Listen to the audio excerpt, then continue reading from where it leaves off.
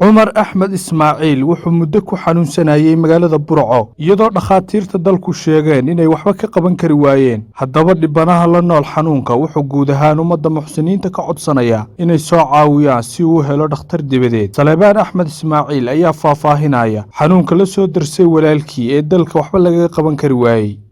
kaas oo walaalka Cumar Axmed Ismaaciil oo laga hayo sanbabada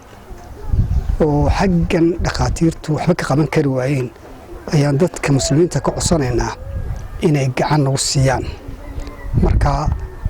taasoo aan awood dhaqaale weynay muddo 3 biloodna uu xanuunsanayay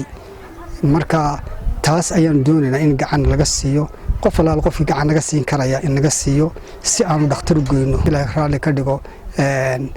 taasaan codsanaynaa وانا arkaysaano de qofku marka hadii dhakhtar dabad uu dambaaliyo laga qoosto taasaan kaga qoosan lahayn hadii la ka dhigo de marka intaasan muslimiinta ku codsanayna guud iyo dabad badan baan marinay marka ay waxba way ka qaban kari waayeen marka